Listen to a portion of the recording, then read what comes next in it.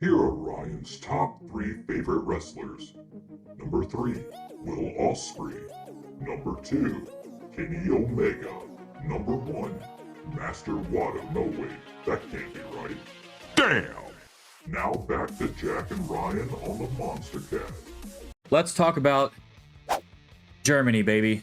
Let's talk about WWE International PLEs are here. They announced Bash in Berlin. There's also rumors per Fightful that they're also thinking about running France next year as well. Now, Bash in Berlin will be happening on August 31st, 2024.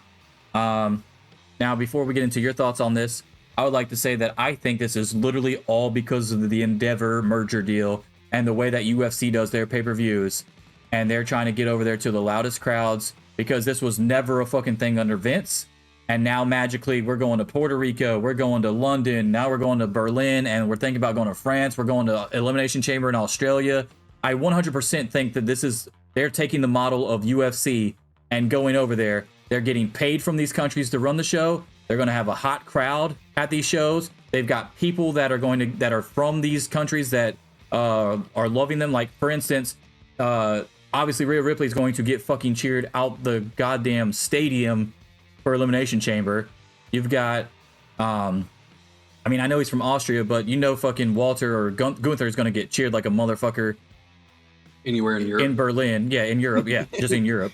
Drew McIntyre in London at Clash of the Castle, of course. You had Money in the Bank in London, I believe, as well. No, Clash of the Castle was Wales. Yeah, Wales. Then you have Puerto Rico, where you had Bad Bunny and Damian Priest and Zelina Vega. So, like, this they're clearly doing the UFC model, right? I'm not just imagining that. Maybe a little bit. Maybe with the frequency, it's more like an Endeavor thing. But it's not like they've never run France before. They run France because I remember people in fucking France love Baron Corbin for some reason. No, I get that for the house show tours. Yeah, I understand that. Yeah, the live tours or whatever. I get that, but these are like big shows that matter that are going to be on the network type deal. But what I'm saying is, it's not necessarily because of Endeavor, because you could also look at it as like their house show tours were so successful, and like got such good turnout and stuff that they realized like, hey, there is a market here where we could run. They would have known that long time ago when Bret Hart was selling out fucking everywhere in Germany, though. Bret Hart's different. Bret Hart was like David Hasselhoff over there. That's what Bret Hart's different. But they never ran any big shows. That's my point. Like, I don't think it's a coincidence at all that they're starting to do this now that they've merged and somebody else is overlooking that kind of thing. Maybe, but just based on the trajectory they were already on with the house show tours, it very well could have also just been... Because it definitely ain't based off of Saudi Arabia. You know what, those crowds suck. Yeah, well, until they see The Undertaker. I think... Or Yokozuna in the Greatest Battle Royal. You think if they brought out Rikishi dressed as Yokozuna, they would know the difference? Well, they brought out the sumo wrestler dude out there that was supposed to be... I forgot his name, but yeah, that was... Yeah. And I guess people were supposed to think that was him under a different name. I don't fucking know. This is the best we could do. I don't know. Like, I don't understand. You know, all Samoans and Asians look alike, according to WWE, I guess. I don't know. Apparently. I know one thing. It would have been hilarious. I don't know if Fuji was still alive when the Greatest Royal Rumble happened or not, but if he would have came out with the dude, that would have been fucking funny. You know what the benefit of Endeavor might be that maybe WWE didn't have enough expertise in, or like experience in, or whatever. Getting paid by the countries to run the shows.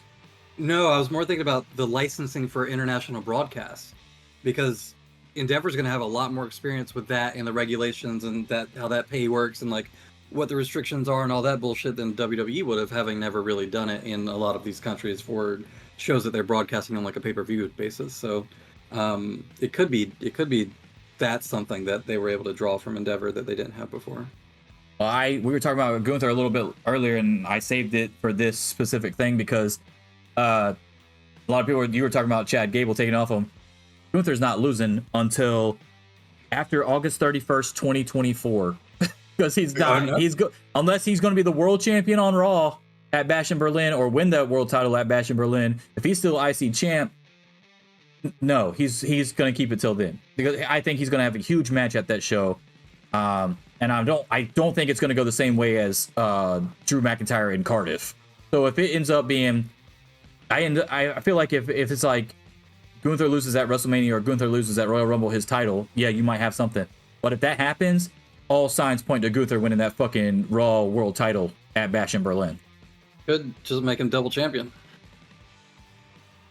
He will join a select roster of, I believe, Austin, Triple H, and Warrior. I believe are the only ones. The only ones ever held Intercontinental and World at the same time. Yeah. Well, right. I guess Shawn Michaels didn't, huh? No, well, he technically did, but I think no, he had European title. He had the European title. Yeah. There was something he was gonna. I think he did have it or some shit, but then that was the match where him and Triple H were fucking around in the ring as DX, and he let Triple H pin him, and then like Gorilla Monsoon came out and said no, that doesn't count or some shit, and stripped the title from Triple H, some shit like that, if I remember correctly. Yeah, that sounds right enough. And I was also thinking Rollins for a second until I remembered, no, that was his U.S. title. So. Yeah, a couple people have done it with the U.S., I think. I think Cena might have done it with the U.S. too, but I'm not positive on that. All right, big international PLEs are here, and we think it's really good. I'm happy for the people that are getting them because they don't ever get any shows that actually matter. So, and trust me, I know how that feels too, because I've lived in places with a lot of small towns that they come to do house shows and nothing ever happens. So like, I get it. So I'm very happy for these guys. It's gonna be loud as fuck. It's gonna be awesome. People in Berlin, they're gonna be fucking singing Sweet Caroline and fucking West Virginia Mountain Mama, shit like that. I'm telling you, they go nuts. I've seen the NFL games in Germany. I've seen the NFL games in London. The fucking the crowd is insane.